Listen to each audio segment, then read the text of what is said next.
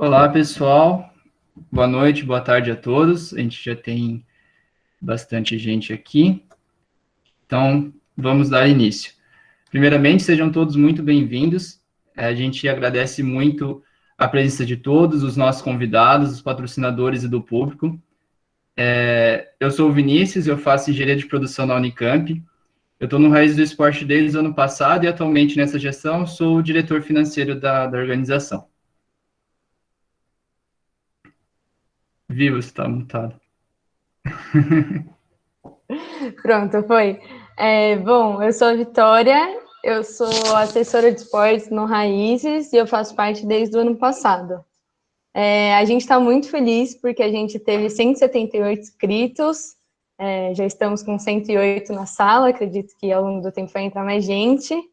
Enfim, queremos agradecer todo mundo, porque até gente de fora do Brasil se inscreveu e a gente, sinceramente, não estava esperando por isso, então a gente está muito feliz mesmo. E queria agradecer vocês por estarem aqui com a gente. Exato, exato.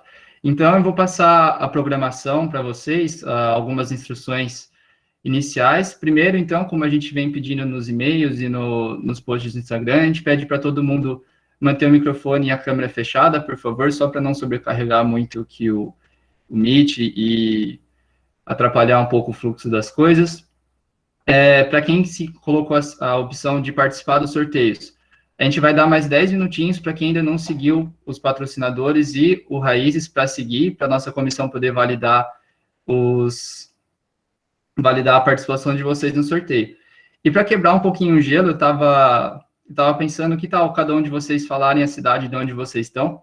A gente tem, como a Vi falou, a gente tem gente de vários lugares, então soltem aí no chat e a gente vai vendo. E outra coisa também, a gente vai ter uns primeiros 40 minutos de um conteúdo mais técnico, depois a gente faz uma paradinha com os intervalos, algumas informações, depois volta mais para o bate-papo, e fique à vontade para mandarem qualquer pergunta que vocês acharem pertinente. A nossa comissão vai estar avaliando e a gente passa para os nossos convidados depois. Bom, então hoje a gente vai falar sobre o desenvolvimento pelo esporte, possibilidades práticas, e eu já queria chamar os nossos convidados para eles se apresentarem e darem início a essa conversa que a gente vai ter. E pedimos muito que vocês interajam com a gente pelo chat, que nem vocês estão fazendo agora. Então, assim vai fluir bem legal o nosso evento. Espero que vocês gostem. Ju, Hudson, sejam bem-vindos. Obrigada, Vi. Olá, muitíssimo boa noite. Prof, eu vou deixar você fazer as honras da casa primeiro, depois eu falo, fica à vontade. Tá bom, obrigada, Hudson. Então, boa noite a todos, boa noite a todas que estão aí com a gente. Primeiro, eu queria agradecer todo o pessoal do Raízes pelo convite para participar desse evento e já parabenizar por essa iniciativa. Só por esse número de inscritos, a gente já vê o sucesso do evento, né, e do projeto que vocês estão tocando. E falar que é um prazer estar aqui para conversar hoje com o Hudson, que é um cara aí que eu admiro muito, que a gente sempre está trocando ideias, com quem eu aprendo muito. E espero que seja aí uma noite, um momento prazeroso para todo mundo e que a gente saia ainda mais com inquietações e com vontade de continuar debatendo e conversando sobre esse tema. Perfeito. Eu também fico muito feliz por esse momento, na verdade. Estou vendo que tem bastante gente aqui na sala, então eu queria agradecer também ao Raízes pelo convite, né? Tem uma relação aí quase que umbilical com Raízes do Esporte, então eu fico realmente muito feliz. E especialmente, até comentei aqui no nosso grupo de WhatsApp, deixar um elogio também para a organização, porque esse videozinho do começo, para quem esteve no começo do Raízes do Esporte, é muito significativo. E esse encontro nosso também é muito legal, porque como até eu conversei com a Júlia algumas vezes, a Barreira, basicamente assim, é uma conversa que a gente vai fazer com vocês, então sem nenhuma pretensão acadêmica, nada disso, muito pelo contrário, eu acho que entra muito mais no lance de troca de experiências, né, Ju? E aí, a partir disso, a gente consegue não só se posicionar um pouco melhor, muito menos do ponto de vista acadêmico, que não é o nosso caso aqui, mas muito mais do ponto de vista da experiência, mas também trazendo vocês, né, para a conversa, que é uma coisa realmente muito importante. Então, vocês fiquem muito à vontade para interagir com a gente, tanto pelo bate-papo, quanto em outros momentos que haverão aí ao longo da nossa conversa, certo, Ju? Exato, Hudson. Acho que vale a pena reforçar. Vi que a galera já está falando aí no chat, então, pessoal, fica bastante à vontade para mandar perguntas. A gente vai fazer, de fato, um diálogo aqui, é uma conversa, então estamos super à disposição. Exato. Para a gente poder começar, Ju, acho que até, não sei se a Vitória quer fazer alguma fala ainda, eu imagino que não, caso queira pode me avisar aqui, tá, Vitória? Mas se a gente já for começar, nós tínhamos preparado, né, Ju, uma dinâmica aqui, em que eu gostaria que você falasse nesse comecinho um pouquinho sobre o que você tem estudado na sua pesquisa de doutorado, né? Você tem trabalhado bastante com desenvolvimento pelo esporte, que é uma coisa que tem sido bastante próxima dos seus estudos recentes, etc. Mas apresenta um pouquinho para a gente o que você tem feito e para que a gente possa não só conhecer, mas também dialogar um pouquinho com você sobre esse trabalho. Beleza, Hudson. Então, primeiro, né, comentando aí com o pessoal, eu estou hoje em dia no doutorado, no LEP, junto com o Hudson, e no meu projeto de doutorado, que eu estudo, é o desenvolvimento do futebol praticado por meninas e mulheres. Então, o que eu busco entender nesse projeto é justamente que fatores fazem com que a gente tenha mais meninas e mulheres praticando o esporte e como que a gente pode, inclusive, melhorar o desempenho dessas praticantes. Isso é o que eu faço no doutorado. Dentro de todas essas leituras, eu percebi que tem uma corrente, uma vertente aí muito forte chamada de desenvolvimento pelo esporte, que é aí o foco da nossa temática e da nossa discussão de hoje. E antes eu já dar o spoiler e falar o que é esse desenvolvimento pelo esporte, eu queria saber que ideia que vocês têm sobre isso. Quando a gente fala desenvolvimento pelo esporte, o que vem à cabeça de vocês? A princípio, a gente fez um mini questionário rapidinho para fazer aqui com vocês online, e aí a gente já dá sequência, certo? Exato, eu vou soltar, pessoal, um link aqui no Mente para vocês, no chat. É só acessar e dar a resposta, e a gente já computa e mostra para todo mundo ver. Perfeito, Elis. Só acessar, pessoal, e responder lá, a gente vai mostrando para dar prosseguimento à nossa programação. A gente promete que a pergunta não é muito difícil, certo, Ju? Exato. E, gente, também não tem certo e errado, hein? Vamos lá, ó. Das 4 possibilidades abaixo, qual você considera a mais importante quando pensa no desenvolvimento pelo esporte? Então, a melhora do desempenho esportivo, conquistas de títulos, né, medalhas, campeonatos, um engajamento social e um empoderamento idoso das participantes e um aprimoramento, que saiu para mim, dos conhecimentos táticos. Beleza. Esse já é o resultado final, certo? Ainda não, Ju, vai atualizando, tem que ir dando F5 para computar. Então, vamos dar mais um minutinho aí.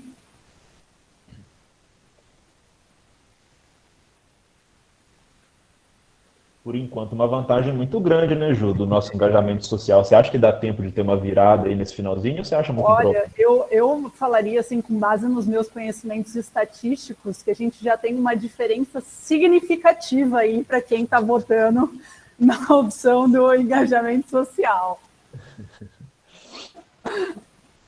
Como diz a Karen aqui, uma diferença muito grande, né? Eu, infelizmente, não tenho esses conhecimentos estatísticos tão aprofundados, tá, gente? Então, eu só me baseio nas coisas que a Júlia disser. Mas eu também acho que é um pouco difícil, né, prof, ter uma mudança assim de última hora. Não, acho que já deu para conhecer bastante aí o que o pessoal pensa sobre o desenvolvimento pelo esporte. Então, acho que a gente pode encerrar agora o questionário e a gente dá a sequência à conversa.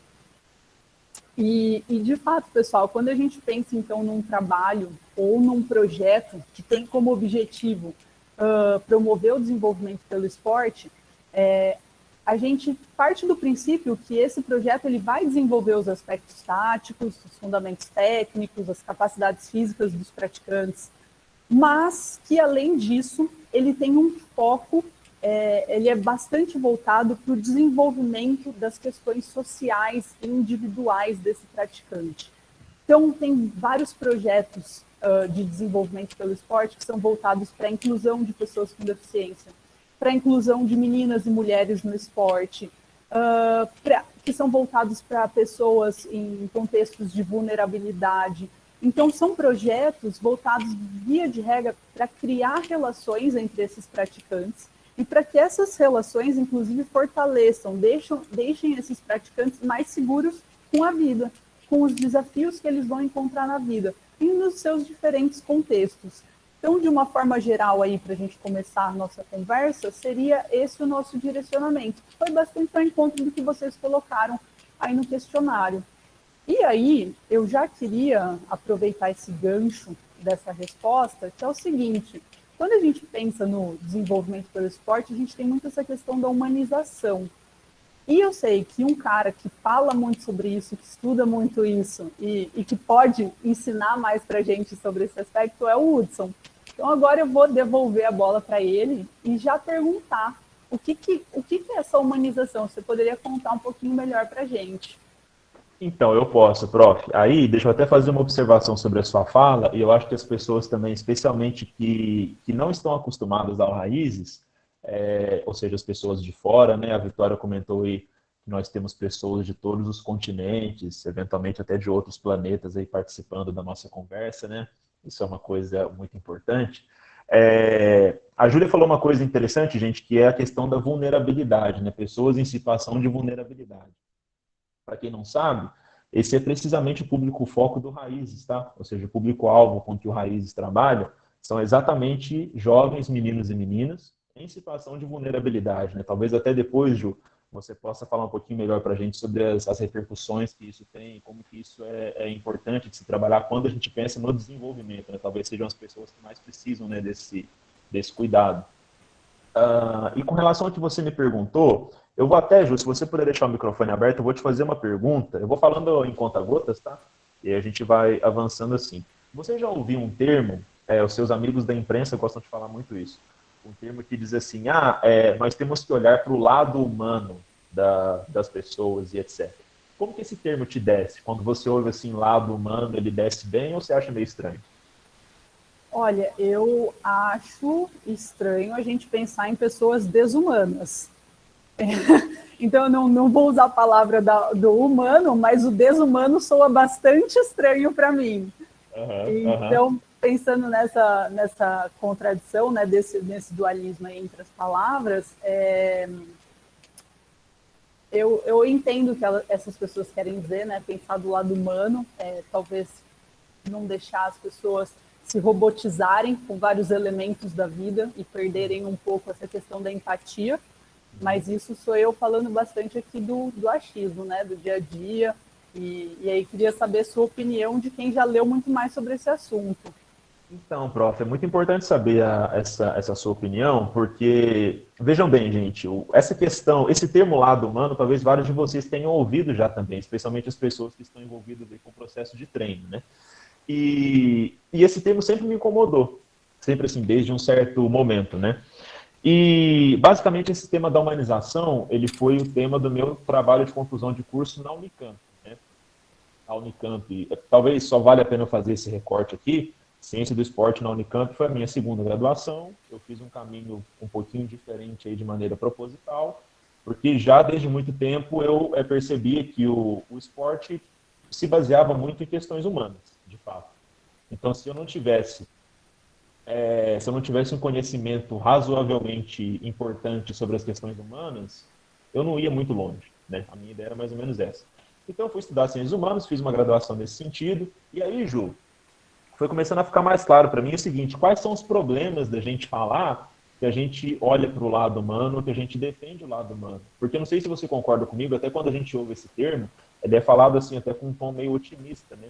Um tom meio inovador. Você tem um julgamento por trás, sem dúvida nenhuma.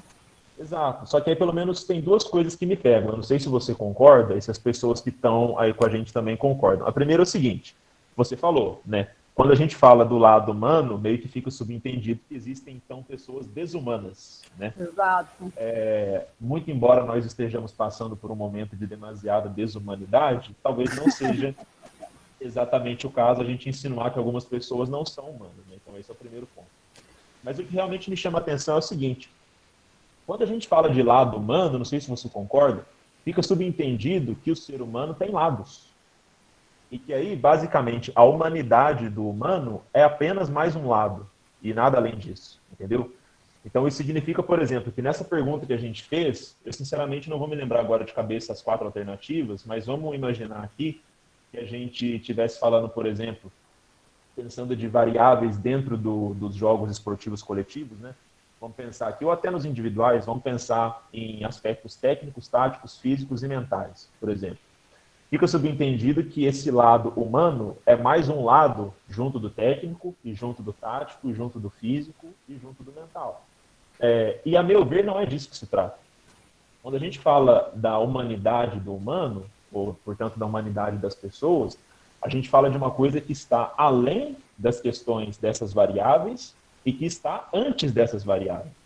Portanto, o técnico, o tático, o físico e o mental, eles são repercussões dessa humanidade e não são variáveis que estão no mesmo patamar dessa humanidade, entende?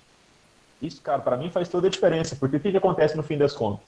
Se a gente começa a usar o termo lado humano, e se a gente começa a ter práticas que enfatizam o que a gente chama de lado humano, o que eu acho que acontece é que ao invés de resolver o problema do humano, nós estamos reforçando um preconceito que existe como se o humano fosse mais um lado, e não é, né? Olhar, humanizar o processo, Júlia, essa é uma primeira coisa que eu falaria para a gente nesse momento. Eu acho que é ter um olhar que vai para além dessa superfície, né? Ou seja, quando eu olho para o humano, então olha no caso do Raízes, né? Ou de vários colegas nossos que eu sei que trabalham com iniciação esportiva, tem colegas aqui da especialização esportiva, um treinador amigo meu que é o Otávio lá do Náutico Sub-15 está aqui com a gente. Então, quando a gente trabalha, independentemente do contexto, na iniciação esportiva, na especialização ou na performance, talvez seja válido a gente falar disso depois, embora não seja o foco do Raízes, a gente precisa ter um olhar que vai para além da superfície, né? O humano não é mais um lado. O humano é algo que está por trás dos lados, além dos lados e, portanto, está escondido, né? Precisa ser meio perscrutado. Não sei se você concorda, prof.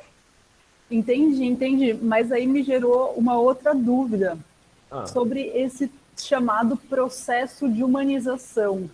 Então, se a gente não teria os lados, e aí para mim fez bastante sentido o que você falou, e a gente até correria um risco de pensar em lados e na possibilidade de ficar transitando, né? Agora eu estou usando a minha máscara de versão humana, agora eu estou transitando e usando outra máscara, o que não faz muito sentido.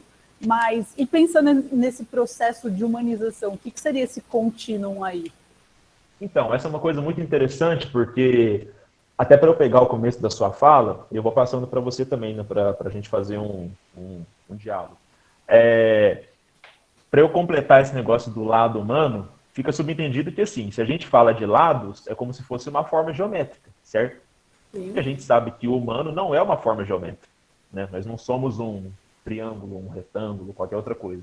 Mas se a gente fosse usar uma forma, Ju, que pudesse ser mais interessante para falar dessa questão do humano, certamente seria o círculo. Por uma razão muito simples, o círculo não tem lados. Né? Nem começo nem fim. Exato, exatamente isso. E aí eu chamo a atenção de vocês, pessoal que gosta de filosofia talvez já tenha se atentado para isso. Existe um quadro, né, uma ilustração muito representativa da história da humanidade, que é o Homem Vitruviano, do Leonardo da Vinci. Essa figura dele, Ju, ela remete, na verdade, ao período clássico grego, né? O Leonardo da Vinci é o renascentista, né? Portanto, ele participa de um movimento que faz com que tente renascer os valores clássicos gregos, né? E se você olhar o homem vitruviano, basicamente ele está com os braços e as pernas, né, abertas, dentro de um quadrado, que por sua vez tem dentro dele um círculo, né? Isso mostra que o humano é aquele que é capaz de atingir todas as formas, não apenas uma forma pré-específica ou pré-estabelecida, entende? Eu acho que essa é uma forma da gente pensar isso. Quando você me pergunta do contínuo, eu penso, portanto, nessa ideia da gente não trabalhar com formas geométricas, né? Porque o lado, ele levaria a gente para esse sentido.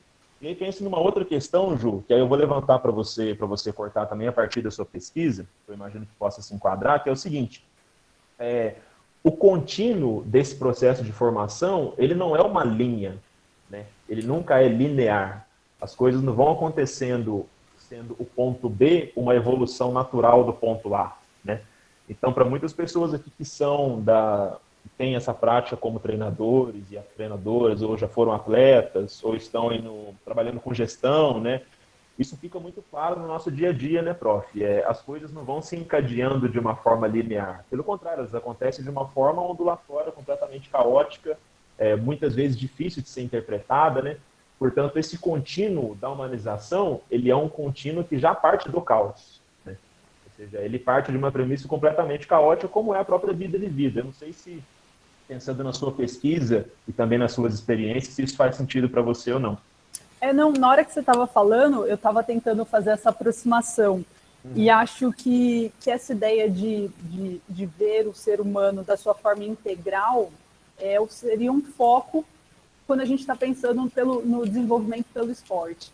Então, é justamente, eu sei que eu tenho os conteúdos esportivos para serem trabalhados, mas eu estou vendo esse ou essa praticante como um todo, e estou, inclusive, pensando na formação dele ou dela longitudinalmente, sabendo que esse percurso vai ser cheio de ondulações e que não necessariamente ele vai ser linear e vai seguir o que eu planejei.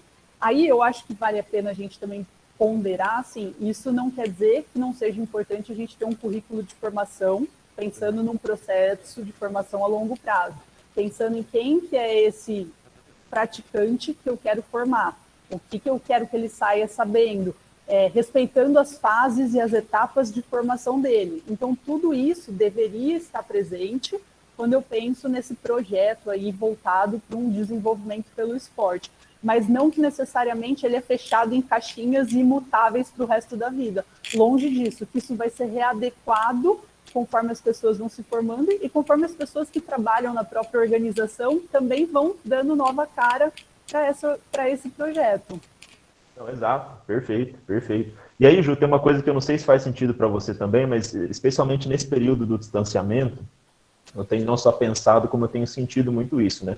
Eu trabalho num estúdio aí em Campinas, que é a Eleven, a gente tem um grupo de atletas que almeja entrar tanto nas categorias de base, quanto estudar fora do Brasil, naquele esquema de bolsas, né, como atleta estudando, portanto eles têm que ter uma preparação não só do ponto de vista físico, mas do ponto de vista do jogo, né? E a gente tem feito encontros recorrentes aí nesse distanciamento. E sabe uma coisa que tem ficado bem claro para mim? É o seguinte, quando a gente pensa na pedagogia do esporte, né, a professora Larissa eu estou com a Giovana Morandim, que é minha colega de trabalho aqui, e o nosso Matheus Figo está aí também. Eles sabem bem como tem sido esse processo aí. Professora Larissa, Júlia, Larissa Galati, né, para quem não conhece, imagino que a maioria aqui conheça, junto com o professor Alcides e outros autores lá no artigo de 2014, eles têm uma conceituação muito importante para a pedagogia do esporte, que é talvez o que a gente mais use hoje, né, que é a pedagogia a partir da noção de processos, né, de organização, sistematização, aplicação e avaliação dos conteúdos, né. Sabe uma coisa que tem me ocorrido muito? Você falou aí agora há pouco. A gente precisa ter uma noção de currículo. Aí o professor Carlos Tiengo, colega nosso, deu uma grande contribuição no doutorado dele sobre isso. Mas uma coisa que tem me ocorrido agora, Ju, é o seguinte. Quando a gente pensa na organização do processo, é muito importante, como você falou, que a gente não tenha uma noção estática dessa organização, porque o processo de aplicação do conhecimento, ele faz com que o ato de ensinar e aprender seja vivo, entende? Então isso quer dizer o seguinte, as ideias que eu tinha quando eu organizei o processo podem não ser mais as ideias que eu tenho depois que eu apliquei o processo e depois que eu avalio o processo. Então vamos pensar assim do ponto de vista... você pode falar? Desculpa, depois eu termino. Não, eu ia falar aí, na verdade, uma palavrinha-chave, e que eu sei que você tem trabalhado bastante, que é a famosa experiência, né? E que não existe uma maior fonte do conhecimento como ela ali no dia a dia, e essa interação, não só com os praticantes, mas com os outros participantes da comissão técnica, gestores, gestoras. E acho que à medida que a gente vai ganhando experiência, isso vai mudando a gente constantemente, a cada segundo. Da mesma forma que cada troca que a gente está fazendo aqui, a gente já está se mudando, né? Não, exato. Já diria o Heráclito, né, que o homem nunca se banha duas vezes no mesmo rio, né? Porque o homem é diferente, o rio é diferente. O humano, no caso, né? Na época ele usou essa palavra. Mas, Ju, interessante você falar um negócio da experiência, porque acho que vale um apontamento meu também. Depois eu volto aqui no raciocínio da avaliação. Que é o seguinte, de novo, pensando nas pessoas que estão aqui com a gente, que são muitas, eu estou agora no final do meu mestrado, né, vou defender o mestrado no mês que vem, e como a Ju disse para vocês, eu tenho trabalhado muito com a noção de experiência, pensando na articulação de filosofias de treinadores, né? E sabe uma coisa interessante que eu fui descobrir, Ju, nesse processo? É a diferença da palavra experiência para a palavra experimento. Eu acho que isso é muito interessante do ponto de vista prático, tá? Que é o seguinte, a gente geralmente associa a experiência, até assim, especialmente quem faz graduação aqui, imagino que seja a maioria do nosso público, a experiência sempre aparece como uma forma de conhecimento inferior, impura, incorreta, uma forma diferente de uma forma correta de conhecimento, que seria uma forma de um experimento formal, né? Desculpa a redundância. O autor que eu estudo, ele fala exatamente disso. A diferença da experiência para o experimento é que o experimento, ele é algo que é planejado em antecipação e esperando resultados em antecipação. Ou seja, é um experimento científico, né? Basicamente, você conforma o mundo da maneira como você quer, você cria um determinado método de pesquisa, você aplica esse método e você avalia depois o resultado, né? A experiência, pelo menos da maneira como eu tenho estudado, gente, e aí talvez depois da dissertação eu possa falar isso um pouco melhor, não é isso. A experiência é um acontecimento que você não controla. Ela está para além da sua vontade, ela está para além, como diz o autor do estudo, né, para além dos seus saberes, das suas vontades, dos seus poderes, dos seus quereres. Você não controla a experiência, né? Então, na verdade, Ju, um pré-requisito para que a gente faça experiência é meio que se deixar levar pela experiência, estar aberto, né, diz o Larousse. Eu não sei se quando você pensa o desenvolvimento pelo esporte a partir da sua tese, que você também trabalha um pouco com essa ideia, mas eu imagino que sim, a partir de uma noção específica, que você pode falar melhor que eu, que são as diferenças até entre os continentes um pouco, né? Ou seja, quando você olha para um continente igual ao nosso, e para um país igual ao nosso, com as condições sociais que nós temos, as experiências que se faz aqui no Brasil, pensando, por exemplo, no futebol praticado por mulheres, elas são muito diferentes das que se fazem lá fora, na verdade. Nossa, não, essa sua observação ela é muito importante, porque quando a gente está falando, né, do futebol de mulheres ou de boas práticas, que a gente costuma dizer, que a gente sempre quer, de alguma forma, aprender com as boas práticas e trazer para o nosso contexto de atuação, a gente corre nesse risco de copiar e simplesmente ignorar os contextos sociais, econômicos, políticos de cada ambiente. Então, eu particularmente sou meio contra esse copia e cola e partir do princípio que a experiência é igual para todo mundo, porque de fato não é. Então, eu posso olhar para fora, eu posso ver bons casos, mas eles nunca vão ser iguais dentro da minha organização ou dentro do meu contexto. E aí cabe a mim, que sou treinador, treinadora, gestor ou gestora, conhecer bem esse contexto que eu estou atuando e conseguir fazer as adequações necessárias, principalmente pensando nesses contextos de vulnerabilidade que você falou, do cenário político, social, econômico atual do Brasil, que com certeza é bem diferente do resto do mundo, né? Exato. E, prof, você falou uma coisa muito importante, e só lembrando, gente, vocês vão anotando as coisas aí também, tá? Porque no segundo momento, especialmente no segundo momento, né, a gente vai estar super aberto aqui para as perguntas de vocês, então podem perguntar o que vocês quiserem, tá? Mas você falou uma coisa muito importante que eu até deixei passar, quando eu comentei o negócio da experiência, e que você está 100% correta, como de costume, né? A experiência, ela não é universal, a experiência é subjetiva. Então, assim, essa é uma coisa que, das coisas que nós estamos falando aqui, eu gostaria que vocês refletissem um pouquinho sobre isso, tá? Porque essa é uma outra diferença da experiência para o experimento. O experimento, ele é experimento porque ele é universal, ou seja, em qualquer circunstância que você aplicar, ele vai ter o mesmo resultado. E a ideia é de controlar, né? O experimento, você tem todas as variáveis ali controladas para que você possa reproduzir ele em diferentes cenários, independente do contexto. Exato. Aí quando a gente pensa, como é a situação de várias pessoas que estão aqui na sala, numa atuação de treinador ou de treinadora, será que é realmente pertinente que a gente pense na noção de controle? Será que eu, como treinador, eu sou o cara que controla o processo? Quando eu piso no campo, eu vou controlar o que acontece dentro do campo? Eu realmente acho que não, né? Uma das formas de você controlar o processo, Ju, seria através, por exemplo, de um método analítico de ensino-aprendizagem, né?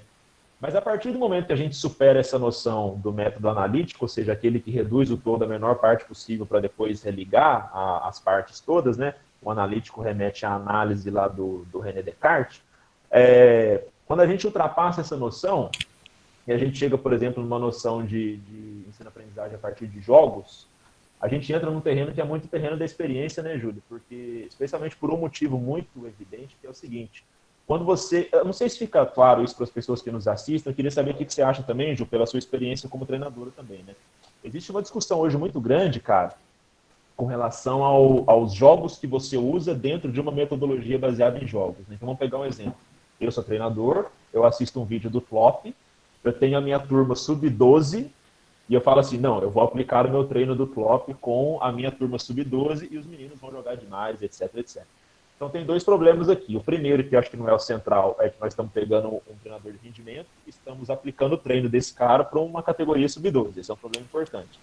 Mas o segundo, Júlio, é o seguinte, fica subentendido que o que vai fazer o menino ou as meninas jogarem bem é o jogo que eu vou aplicar, e não o fato de que os meninos e as meninas, eles recebem esse jogo que eu apliquei de uma forma completamente diferente entre eles. Entende? Ou seja, não é o jogo em si que vai definir a aprendizagem, é o sentido que as crianças atribuem ao jogo que eu dei que vai definir a aprendizagem. E esse sentido não sou eu quem atribui, né? Você põe o jogo. Agora, o que vai acontecer é mais ou menos como a nossa palavra, né, Ju? O que você fala é uma coisa. O que as pessoas entendem sobre o que você fala não é uma responsabilidade sua e, assim, não está sob o nosso controle, né? Não, eu acho muito, muito bom você falar isso. Inclusive, eu já tive caso pessoal parecido com esse, mas talvez uma menor magnitude. Mas teve uma época que pipocou na Unicamp, para quem está aqui e conhece um pouquinho de futsal, o tal do sistema 4-0, né? E todos os times de meninas, mulheres, tinham que usar o tal do 4-0. Acho que a Karen passou por algo semelhante pelo que ela falou aqui no chat. E aí, assim, os caras, né, que eram os treinadores na época, eles aplicavam esse mesmo sistema desde a equipe que estava iniciando e de meninas que nunca tinham relado na bola na vida, até meninas, mulheres que tinham uma bagagem imensa. E aí eu olhava aquilo e ficava sem entender, assim, como que o cara achava que o mesmo sistema era válido para todas, né? Simplesmente pegar algo que normalmente é utilizado no alto rendimento e você replicar uma massa sem saber qual era o conhecimento base para isso. Então, parece que faltou um pouquinho essa ideia para esses treinadores que, a experiência ali era importante, que o processo era importante, que os erros eram importantes e que tudo isso era construído longitudinalmente, né? Que não era chegar com um modelo pronto, usar jogos muito elaborados com regras extremamente complexas que iam transformar essas meninas, mulheres, em grandes jogadoras. E aí eu ficava assim muito inquieta, incomodada com esse cenário. Eu acho que vai bem próximo disso que você falou, Hudson. Exato, prof. E outra coisa, a gente fala aqui da palavra experiência, mas isso está diretamente relacionado com o desenvolvimento pelo esporte. E nessa tua fala, você me levanta uma outra coisa, eu até queria que você falasse um pouquinho mais sobre isso, que é o seguinte. É bem verdade que a gente está aqui numa organização que trabalha com iniciação esportiva, mas a gente tem o cenário da especialização, como a gente comentou, do rendimento, mas existe uma outra vertente, que é a vertente da participação. Quando a gente pensa, e eu sei que é um público bastante majoritário está aqui da nossa fala, quando a gente pensa no esporte universitário, a gente tem uma tendência no ambiente brasileiro especificamente, nós estamos aqui nos Estados Unidos, exatamente o que a Karen colocou ali. A gente tem uma tendência de pensar o esporte universitário a partir do viés do rendimento, sendo que você tem um público violentíssimo do esporte universitário que, primeiro, não é do rendimento, mas, segundo, especialmente, não quer ser do rendimento. Tem gente que só quer o esporte como uma forma de integração, como uma forma de se sentir bem, etc, etc. O desenvolvimento também está presente nisso, né, Júlio? Nossa, Hudson, e acho que esse é um problema aí que a maioria de nós já vivenciou em algum momento na vida, ou como praticantes do sistema universitário, ou como treinadores e treinadoras. Primeiro, eu vejo esse esporte universitário com um papel muito importante dentro desse desenvolvimento pelo esporte, que é da iniciação tardia. Então, vi inúmeros casos ao longo da minha trajetória de pessoas que não tinham contato com o esporte e que passaram a ter de forma muito interessante, muito bem elaborada, quando entraram na faculdade. Então, vejo esse um papel muito importante. E um dos grandes problemas vivenciados por várias equipes universitárias é a falta de um objetivo comum, que é justamente isso que você está falando. Tem pessoas que estão entrando na modalidade, tendo o primeiro contato agora, quando entram na faculdade. Tem pessoas que já vêm com uma bagagem enorme, e aí você não consegue formar uma equipe de fato, porque você não tem praticantes com o mesmo objetivo. tem pessoas que estão querendo aprender a jogar, tem pessoas que estão querendo ser campeões do Júli, e aí você entra num certo conflito ali, que é um caso de reclamação constante dos treinadores e treinadoras. Exato, exato. Enquanto a gente está conversando aqui, eu estou acompanhando os comentários também, porque eu sei que muita gente se sente contemplada, né, por essa fala. Não, porque de fato é uma coisa que a gente vivencia na graduação. E acho que também, Júlia, tem uma outra questão importante aí, que é o seguinte, de novo, a gente está falando aqui com muitos treinadores e treinadoras, né? A gente tem uma tendência ainda que não admitida de pensar a formação de treinadores sempre olhando para o rendimento. Eu não sei se você já conheceu um treinador ou treinadora que falou assim, eu quero ser o melhor treinador ou a melhor treinadora de iniciação. De iniciação. Você não acha? Porque a nossa ideia sempre é, não, eu quero ser o Mourinho, especialmente os meus colegas homens aí, a figura do Mourinho gerou uma certa idealização do significado, do que significa ser treinador, que eu acho que foi bastante prejudicial, mas esse é outro, foi bastante problematizável, na verdade, mas esse é outro ponto. Mas, Júlio, isso acontece muito, né? Então, assim, a gente tem muito a ideia, de novo, do rendimento aplicado a contextos que não são do rendimento, seja o nosso aqui do Raízes, que é a iniciação, seja a própria especialização esportiva, que ainda não é rendimento. Eu estou com um moleque sub-15, eu não estou com um camarada de 30 anos nas costas que quer, né, ganhar a Copa do Mundo. Eu estou com um moleque de 15 anos que tem uma chance, sendo realista, tem uma chance muito grande de não virar profissional, porque no Brasil a maioria absoluta dos meninos e meninas não vão virar profissional. Porque os contextos, como você tem estudado, né, os contextos sociais, etc., não nos permitem fazer isso. Né? São poucas vagas para muitos interessados. Né? Mas aí, então, entra muito nessa questão do perfil dos treinadores que a gente forma, né, Júlia? E talvez o processo de desenvolvimento do esporte, ele passa também exatamente por isso, por um reconhecimento do contexto que a gente está e também do contexto que a gente gostaria de estar, sabendo que não depende só da gente chegar no rendimento e virar o maior treinador do mundo. Né? Nossa, ótimo, Hudson, ótimo. Eu vou aqui, na verdade, já fechando, porque a gente vai fazer um intervalinho agora, mas até já deixar fazer uma provocação aí para na hora que a gente voltar do intervalo, que é o seguinte, para a gente promover o desenvolvimento pelo esporte, um dos aspectos fundamentais é que a gente tenha treinadores e treinadoras qualificados. E aí a grande questão é, o que é ser qualificado? Será que ser qualificado é querer chegar no alto rendimento e replicar modelos do alto rendimento? Ou ser qualificado é pensar nessa formação integral do ser humano que a gente tem conversado? Então, acho que essa não é uma pergunta para a gente dar uma resposta agora, mas deixa para o intervalo. Pode ser, pessoal? Sim, Ju. Perfeito, Ju, perfeito. Acho que Vi.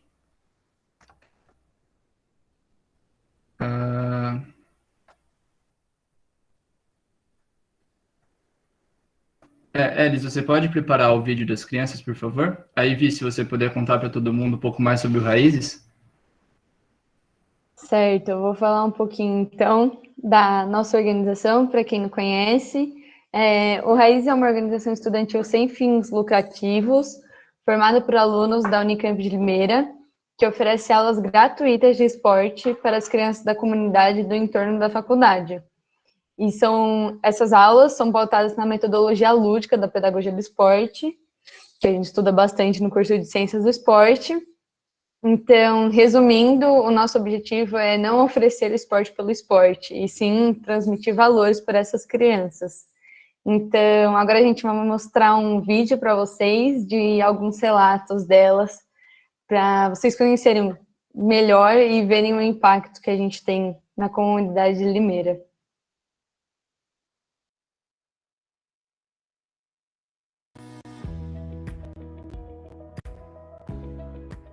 Você gosta do Raízes? Claro, é uma bacana, uma da hora. Por que você gosta? Porque, tipo assim, foi um passo a mais na minha vida. Eu nunca treinei antes, é a primeira vez, tipo assim, faz 3 anos já que eu tô aqui, é muito legal treinar aqui. Eu gosto. Porque, mano, além de eles, né, oferecerem pra gente treino gratuito de basquete, eles ensinam aqui coisas que a gente pode levar pra vida acadêmica, vida curricular, essas coisas, não só do esporte. Por que é que eu posso me divertir jogando bola com meus amigos? Porque eu olhar pra mim divertir meus problemas em casa e na escola. Por causa dos professores, eles sempre ensinam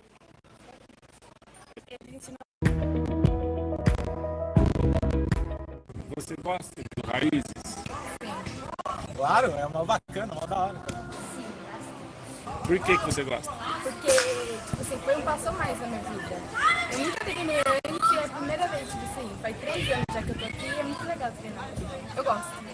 Porque, mano, além de eles, né, oferecerem pra gente treino gratuito de basquete, eles ensinam aqui coisas que a gente pode levar pra vida acadêmica, vida curricular, essas coisas, não só do esporte. Porque aqui eu posso me divertir jogando bola com meus amigos, porque um lugar pra mim divertir, esquecer de meus problemas em casa e na escola. Por causa dos professores, eles que ensinam. Eles ensinam, além do esporte, eles ensinam alguns valores que a gente leva pra vida, que a gente leva pra nosso laço familiar, como você ganhar várias amizades, treinos incríveis, e é muito bom. Se fosse vocês, eu participaria, viu?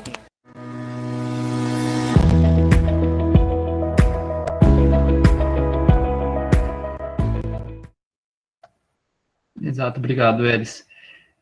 Esse vídeo eu acho que é muito marcante e resume muito bem o meu sentimento e acredito que também que todo mundo que está nessa live, enfim, do Raízes, que faz parte do Raízes ou que já fez parte do Raízes, porque realmente mostra o resultado de todo o nosso trabalho. Então, não vou me alongar muito aqui sobre o Raízes, mas para quem não conhece, eu convido todos vocês a seguir nossas redes sociais e fiquem à vontade para mandar qualquer pergunta, informações que vocês quiserem saber.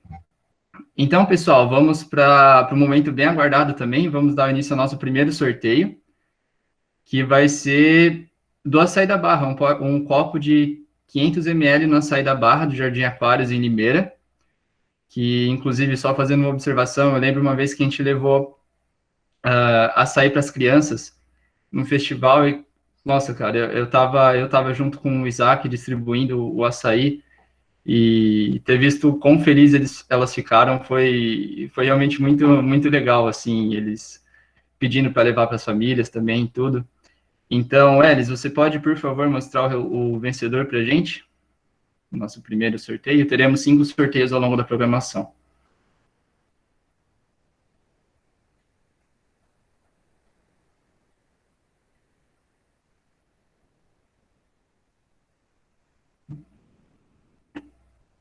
Boa. E, pessoal, explicando, então, a gente fez o sorteio da maneira como a gente tinha combinado. Elis, você pode parar no nome, por favor, para ver também? Isso, então, tinha aqueles requisitos de seguir os patrocinadores, seguir o Raízes, e aqui está o Victor Durinek, desculpa se eu falar sobre o nome errado, Lima. A gente vai entrar em contato com você depois, beleza? Próximo sorteio é da Grillland, que também é uma empresa de Leme, especializada em churrasco. Eles fazem acessórios maravilhosos, assim, para churrasco. Eles pensam no mínimos detalhes na hora de satisfazer esse momento, essa experiência culinária que é o churrasco, que todo mundo gosta muito. Eles vão estar fazendo, a gente vai sortear 2 combos deles hoje, e o primeiro, que é, se não me engano, é o boné com o dispenser de latinhos. Então, vamos ao resultado.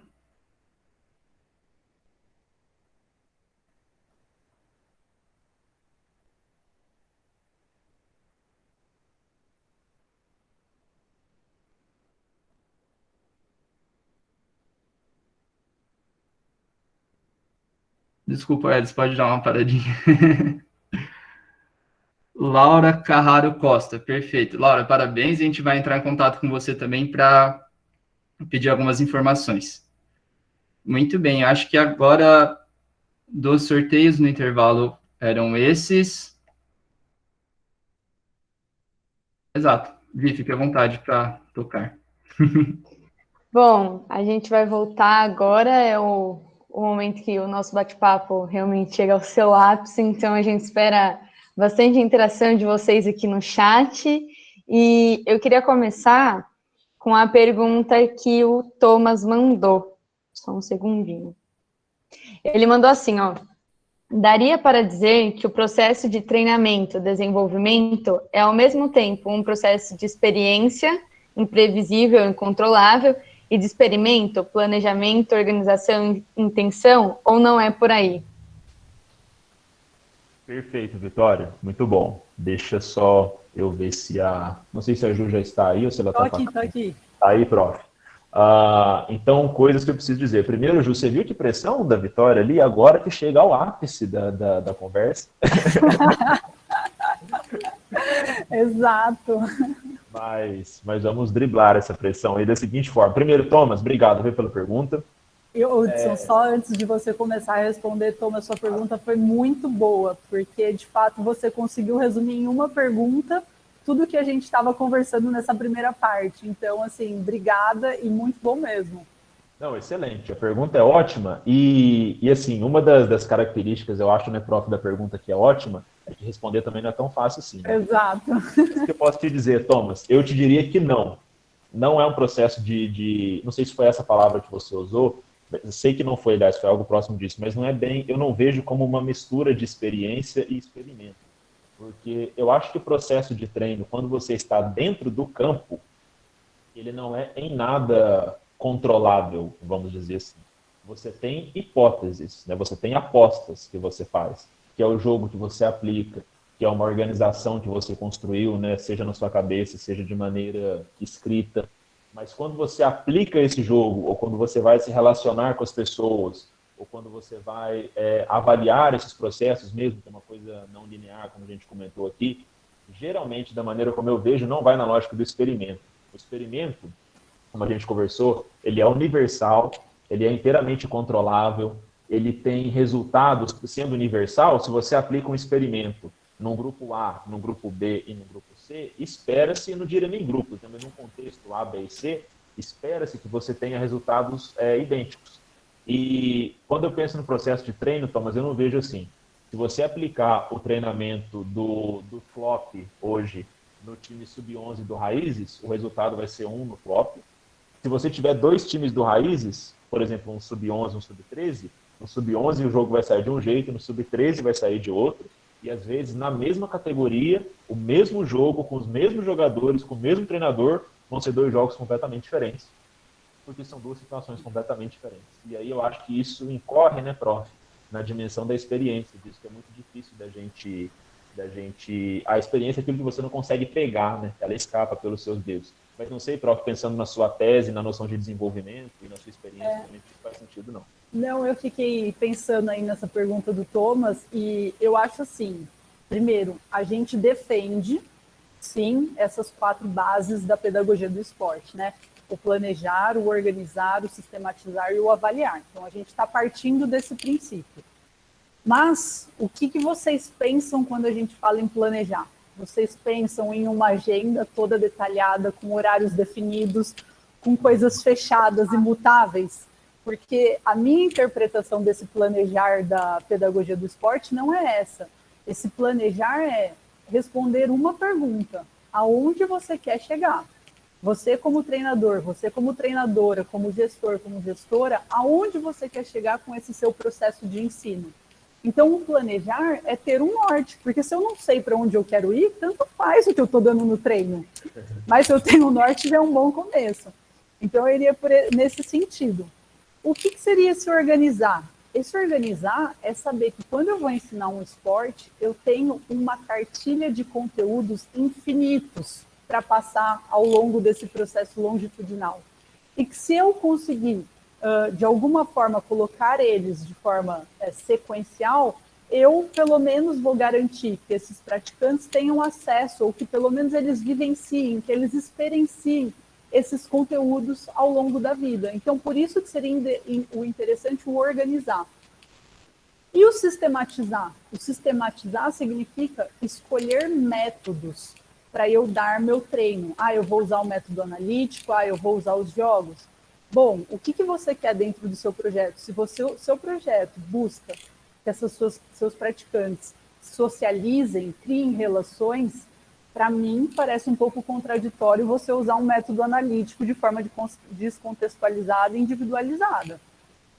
Agora, se você conhece os métodos, você pode escolher aqueles que potencializem o objetivo da sua organização. Então, por isso que é importante a gente sistematizar. E, por fim, o avaliar é para a gente saber como essas pessoas estão recebendo tudo isso que a gente está passando para elas. Não é eu vir de novo com uma prancheta e ir lá ticando, aprendeu. Não, longe disso. Então, quando a gente olha para esses 4 pilares dessa forma, parece que a gente também tira eles de caixas fechadas e pensa de uma maneira que dá muitas possibilidades para a gente trabalhar em projetos esportivos ao longo da vida.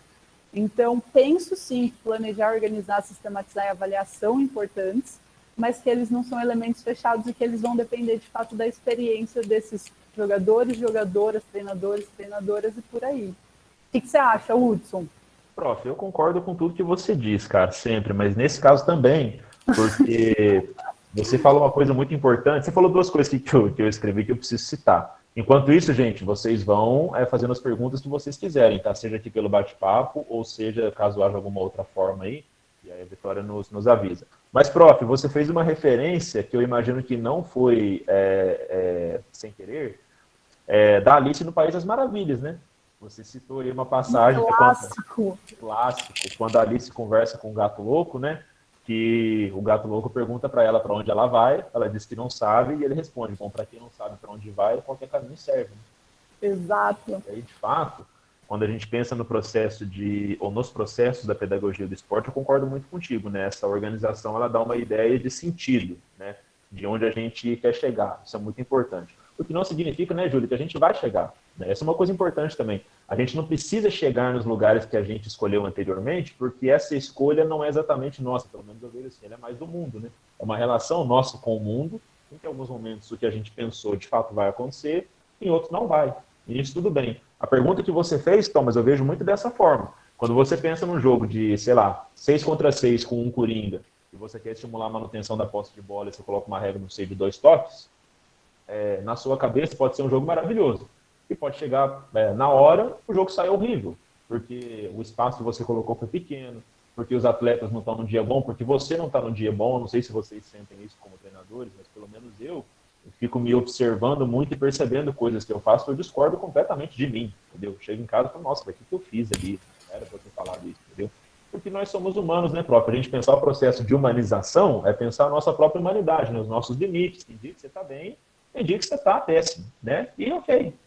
E o Hudson, aí pegando o gancho também, antes da gente ir para o intervalo, eu deixei essa pergunta, né, do que seria a gente qualificar esses profissionais para atuarem com o esporte, para desenvolverem esses praticantes.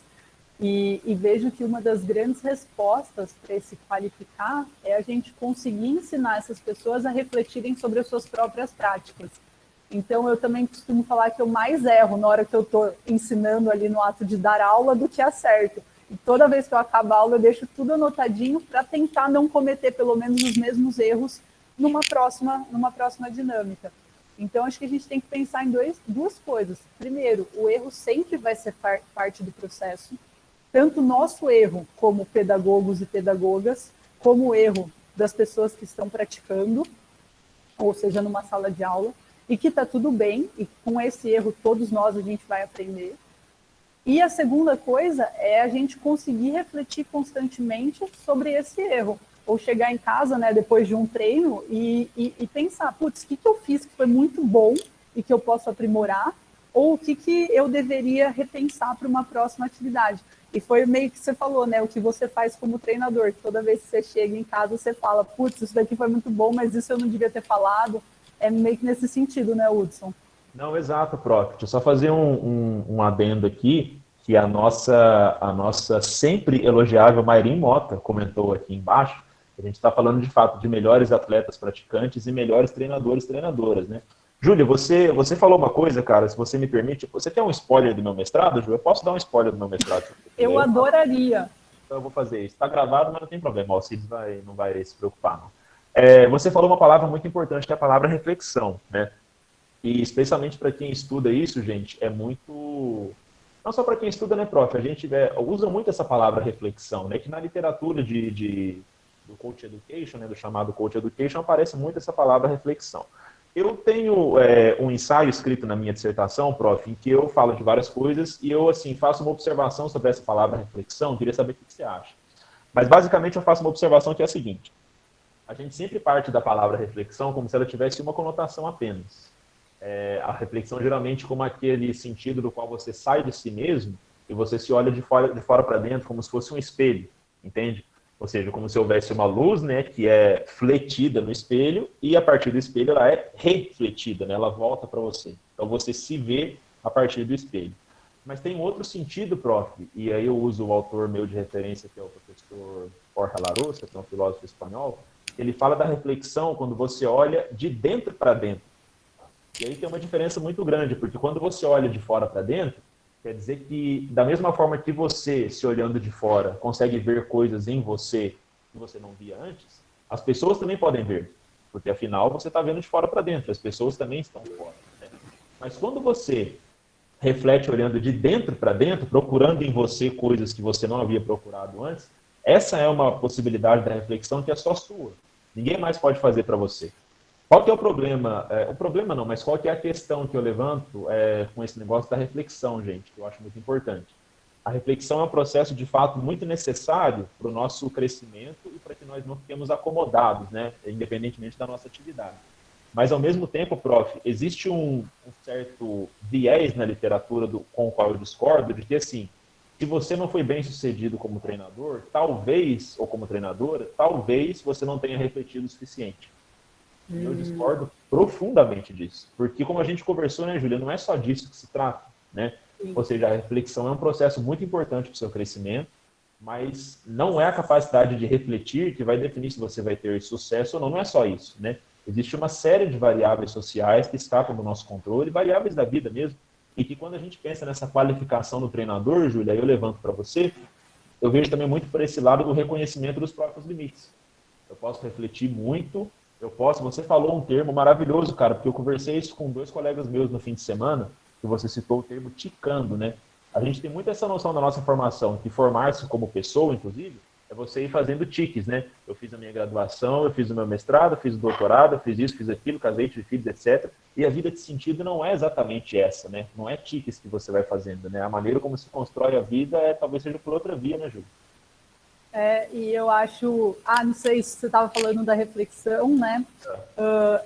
Eu penso sempre em gatilhos que podem potencializar talvez essa reflexão. E esses gatilhos podem ser os nossos próprios incômodos internos, né? Então, não necessariamente aquilo que as pessoas estão vendo de fora, mas que a gente sabe internamente que estão pegando e parece que eles vão virando uma massa cada vez maior. E aí, nesse sentido, o se qualificar seria, de alguma forma, amenizar essas angústias que a gente tem internamente. Amenizar essas angústias, mas não necessariamente ter certezas. Esse é um ponto. Se qualificar pode ser ampliar a nossa visão, dar mais possibilidades, mas não que isso vai trazer tantas certezas, mas a gente pelo menos vai ter menos angústias pela frente. E aí, Hudson, só antes de você caminhar, é que a Vi já deu uma deixa aqui no celular. Então beleza, fechou. Acho que você ia fazer pergunta, Vi, ou você vai abrir para alguém? A gente tem uma pergunta, sim. Na real, são 2 que se complementaram, que o David e o Thomas perguntaram quais são esses autores que o Hudson falou. Sim, são alguns, gente. Aí eu vou citar rapidinho, aí eu posso até falar algumas coisas deles, e aí a Júlia depois complementa também. Mas, basicamente, o cara que eu estudo mais é um filósofo espanhol e pedagogo, ele se chama Jorge Larossa. Eu vou escrever o nome dele aqui no bate-papo. E esse cara, ele não tem nada a ver com esporte. Como eu falei, ele é um cara da educação e um filósofo, etc. Mas é um cara... Escrevi o nome dele errado, gente, desculpa, porque o meu corretor aqui não, tá certo. Esse cara é um cara da educação que trabalha, portanto, com a noção de experiência. Então, eu emprestei essa noção de experiência para discutir um pouco especialmente do que eu estudo, que é a articulação das filosofias de treinadores. Mas, basicamente, é isso. O cara que eu tenho estudado mais é o Larossa, tem outros autores, a gente pode até depois, num outro momento, deixar isso tudo documentadinho, e talvez mandar para eles, não sei. Mas o Larossa é o cara que eu tenho trazido mais para o estudo da formação de treinadores nesse momento, tá?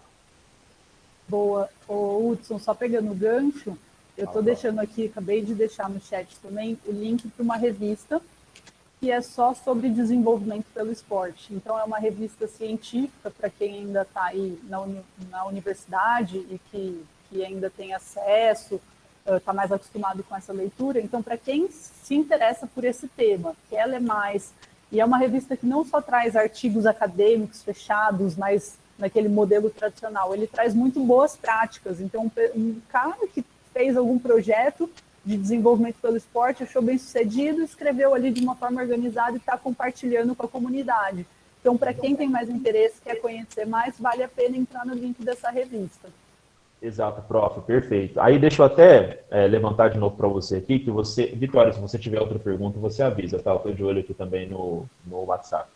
Você falou uma coisa muito importante, Ju, que é o seguinte, você falou desses dramas internos, né, que a gente tem, né, ao longo da nossa vida, né? E existe uma ideia de que assim, a formação profissional ela é separada da formação pessoal, entendeu? Então eu tenho uma formação que é da minha profissão, que são os tiques, né, que eu vou fazendo, e eu tenho uma outra vida separada, que é a vida como pessoa. Na dissertação, Júlia, eu tenho também questionado um pouco isso, pensando nas atribuições de treinadores e treinadoras, né? Porque como é que eu vou separar uma coisa da outra? Né? Não são duas caixas separadas que não conversam entre elas, né? Inclusive, a palavra experiência, que eu tenho usado muito na dissertação, ela tem esse prefixo ex, que significa algo que é externo, alheio, né, estrangeiro, e é o mesmo prefixo que se usa na palavra existência. A experiência tem uma proximidade muito grande com a existência, com a fluidez da existência, com o não controle da existência, né? Então eu imagino, Júlia, não sei se você concorda, que quando a gente pensa também nesse desenvolvimento, é muito importante a gente pensar o desenvolvimento de treinadores e treinadoras, de gestores e gestoras, de meninos e meninas, de homens e mulheres que praticam esporte, de uma forma integral. O que significa considerar, e aí eu passo para você, não só o peso da razão, ou seja, dos conhecimentos que a gente tem, de curso que você faz, de graduação, etc., mas a importância dos afetos, né, prof? A gente tem um mundo afetivo que não pode ser desconsiderado, né? Ô, Hudson, deixa eu só te fazer uma pergunta antes, que eu fiquei curiosa, porque eu sei que você fez algumas entrevistas no seu mestrado com treinadores, né? Não sei se tiveram treinadoras também. Mas você sentiu, de alguma forma, essa angústia deles com essa questão da formação dos TICs, dos conhecimentos profissionais, e com essa formação pessoal deles? Então, prof, sim, eu fiz 2 entrevistas, né, com cada um dos treinadores de um clube aí do interior de São Paulo. E interessante a pergunta do Luiz Henrique aqui, tá? Depois a gente envia do Rodrigo também. E aí, prof, eu fiz essa entrevista e apareceu, especialmente, acho que em 2 casos apareceu essa angústia, mas o que mais me chamou a atenção foi outra coisa, foi o seguinte, as coisas mais relevantes na formação de treinadores e de treinadoras, a meu ver, e talvez a minha pesquisa ajude a gente a pensar um pouco isso, elas não aconteceram dentro da modalidade. Elas foram experiências de vida que eles tiveram. Não necessariamente como treinadores e treinadoras também, né? Não, em momento algum, assim, em alguns momentos, mas de maneira mais importante, não. Foram coisas que aconteceram, não sei, o peso do avô para um dos treinadores, que o avô levava para assistir jogos, ele se apaixonou por futebol, etc, etc. Ou então foi um encontro com uma certa pessoa, eu conheci não sei quem, e essa pessoa mudou a maneira como eu vejo o esporte, etc. Então percebe que são esses acontecimentos que a gente não controla? Isso é experiência, é muito disso que eu tenho falado, né? Por isso esse deslocamento da experiência, não como perícia, né, Júlia, que você adquire numa certa atividade ao longo do tempo, né? E daí sai o sujeito experiente, né? Júlio, não sei se você concorda com isso, vou passar para você, mas é uma coisa muito importante para a gente discutir. Eu tenho colocado isso na dissertação também. Mas fica subentendido que, assim, se você quer ser um treinador ou uma treinadora de excelência, né? Para usar um termo que é muito comum, você precisa ter muitos anos disso que se chama de prática, né? Se você não tiver muito tempo de, entre aspas, prática como treinador, você não pode ser um treinador inovador. Mas aí eu volto para usar um termo que a Karen gosta muito, que é o negócio das caixas. Porque eu vou te colocar uma possibilidade. Fica subentendido que se você vou pegar o seu caso, você é, sei lá, uma professora com 20 anos de experiência, você pode ser uma professora inovadora, né? Ou vamos pensar no exemplo de um treinador ou treinadora, né? Se você tem 20 anos como treinador, aí você pode ser inovador. Mas será que se você tiver 20 anos como professor, por exemplo, tendo desenvolvido inúmeras capacidades relacionais, de organização de conteúdo, de criatividade, de didática, etc., será que realmente você vai começar como treinador do zero? Ou será que você não traz um monte de qualidades que você acumulou ao longo da sua vida e que também tem influência no seu processo prático e, portanto, de desenvolvimento, né, Júlia, da sua atividade profissional? Nossa, não, eu acho ótimo esse seu comentário e eu acho que isso vem um pouco para incomodar o papel da universidade, para a gente refletir sobre o papel da universidade, né? Porque me parece que quando a gente está pensando na nossa formação, a gente continua pensando no ensino de uma forma tradicional. Então, eu vou lá, faço um corte na cabeça desses alunos, vomito conteúdo por 4 anos, fecho, costuro e falo para eles que eles estão prontos para ir para o mercado do trabalho, que eu forneci todo o conhecimento necessário. E, pelo menos na minha formação, foram pouquíssimas as disciplinas, eu diria assim que teve uma que me fez parar para refletir e não trouxe assim as respostas exatas e fechadas e nas caixas, mas que de fato muito mais me questionou e me colocou em xeque em relação a várias verdades que eu trazia. E ela é uma das que eu mais lembro. Então, será que a gente não deveria, talvez a sua dissertação, inclusive, ela é muito importante nesse sentido, para incomodar e para questionar o nosso papel dentro da universidade, né, como professores, professoras, e para pensar num outro processo de ensino, pensando na formação integral desses futuros treinadores e treinadoras. Exato. E aí, só antes de passar para a Vitória, mas fazer um complemento à sua fala, isso, gente, vale também para vocês que são treinadores e treinadoras, porque será que nós não estamos abrindo a cabeça dos nossos atletas, desde a iniciação até o rendimento? E como a Ju disse, o termo é esse mesmo, vomitando conteúdos para eles e fechando depois a cabeça esperando que eles sejam melhores jogadores porque chutaram 2, 3 bolas no gol, né? Não é, talvez não seja disso que se trata, né? Especialmente, gente, quando a gente trabalha com pessoas em situação de vulnerabilidade, e nós falamos aqui para as pessoas que são do futebol, especialmente, mas isso vale para outras modalidades também, né, prof? São pessoas que vieram de uma situação social realmente muito problemática num país como o nosso, né? Então, será que só é um caso de eu saber tudo sobre o jogo e de eu ter experiência, de eu ser, entre aspas, da prática, de colocar um monte de conteúdos, etc.? Ou será que se trata de desenvolver qualidades minimamente humanas, o que significa também, para a gente olhar para a gente mesmo, né? Pô, será que eu sou realmente um cara mais embaçado do mundo, ou será que eu sou um cara limitado, como várias outras pessoas, tenho os meus limites, faço algumas coisas bem, não faço outras bem, posso ajudar muitas pessoas e não vou conseguir ajudar todas. E a gente sabe assim. Mas isso tem método, isso tem um cuidado, isso tem empatia, tem muitas coisas envolvidas, né? Prof, tem 300 mil perguntas aqui, tá? Vamos lá. Vitória, você quer fazer uma mediação aí, não? Não, pode fazer. A gente separou essa do Luiz Henrique mesmo, que ele colocou. Gostaria de saber como vocês tratam a questão do fair play no jogo. Ó, vou passar para a Júlia, mas não é para te colocar numa fria, não, Júlia, porque... Tô aí, segura a bomba, já volto. Não, mentira. Vou falar rapidinho até para a gente dar conta de responder. Se eu não me engano, a gente tem mais uns 7 minutinhos. Mas, Luiz Henrique, tem um podcast do LEP, que é o nosso laboratório, em que eu participo junto com o professor Alcides e com os meus colegas, o Luiz Felipe Nogueira e o Lucas Leonardo, em que nós falamos exatamente sobre isso. Eu só não copio agora e colo para você, porque eu não tenho condições aqui tecnológicas de fazer isso nesse momento. Mas, se possível, gente, se algum de vocês puder, por gentileza, tem no Spotify. É só copiar o link e colocar aqui, fazendo um favor. Obrigado, viu, Laura? Mas aí eu comentei sobre isso um pouquinho lá. Mas, Ju, de novo, sem te colocar na fria, mas saber o que você acha, né? Como te parece o lance do fair play? E a gente avança depois para as outras, né? Beleza. Eu acho que para responder essa questão aí do fair play, eu faria, na verdade, uma pergunta inversa para o Luiz, que é: quem são esses jogadores e jogadoras que você quer formar?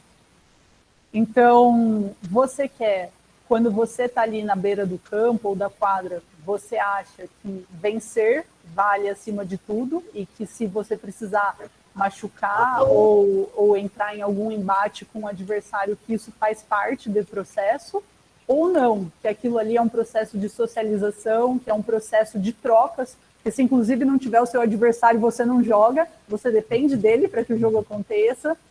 Então, eu sei qual é a minha posição, né? Quando eu estava na beira do campo como treinador, o que eu queria e o que eu defendia. Então, independente da regra formal do fair play ou não, todo início de jogo ou um jogo que valia mais a pena, eu sempre reforçava que eu não queria nenhum tipo de violência ali dentro, que não era para isso que a gente estava lá dentro. Mas isso independente do que a instituição FIFA, que a instituição Conmebol, que a instituição CBF colocam para mim, porque eu sabia o que eu, treinadora, queria formar com essas praticantes. E aí eu acho que essa questão tem que ser respondida internamente por cada um de nós.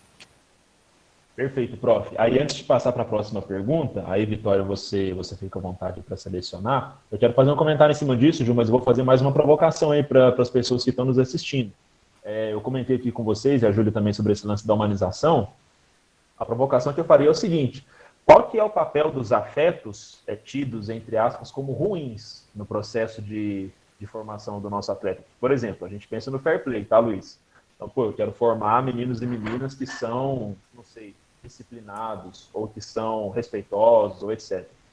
Mas faz parte da condição humana que você tenha momentos de raiva, faz parte da condição humana que você tenha momentos de profunda irritação. As pessoas que são tidas como muito gentis, etc., tem hora que ficam completamente alucinadas, especialmente dentro do jogo. Inclusive, não vou citar nomes aqui da nossa sala, para não faltar de constrangimento.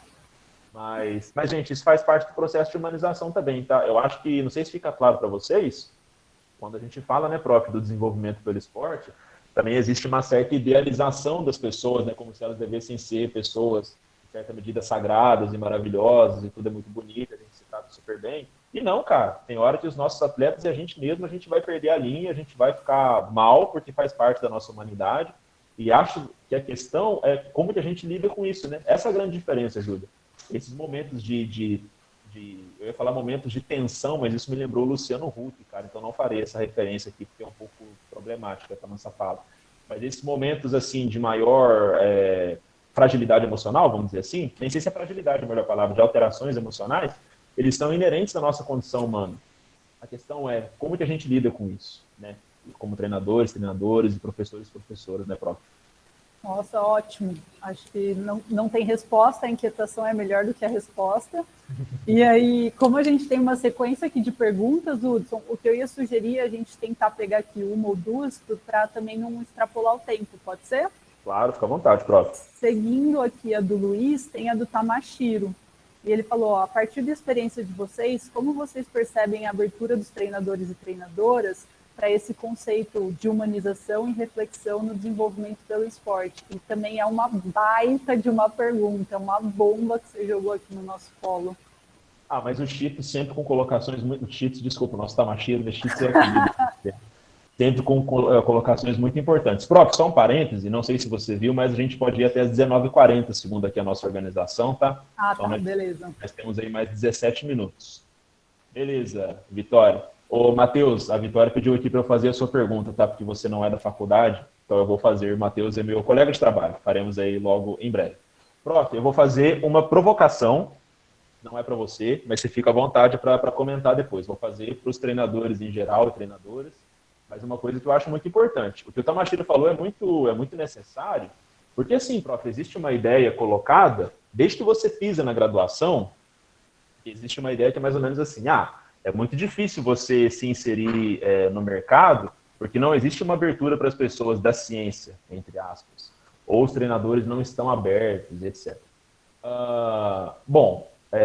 Eu acho que existe algum pequeno fundamento nessa afirmação, mas eu vou te falar, prof, que o que mais me pega é o lado oposto. Em que medida nós, que estamos na academia, somos capazes de dialogar, primeiro, com a devida humildade, ou seja, reconhecendo que a ciência é uma das formas de se enxergar o mundo, mas não é a forma de se enxergar o mundo. E, aliás, a ciência, eu até me equivoquei aqui, vamos colocar a ciência no plural, são ciências, né? Tanto do ponto de vista das diferentes formas de se fazer ciência, quanto também da qualidade que existe entre cada ciência que se faz, né, prof? Tem ciências boas e ciências ruins. Né?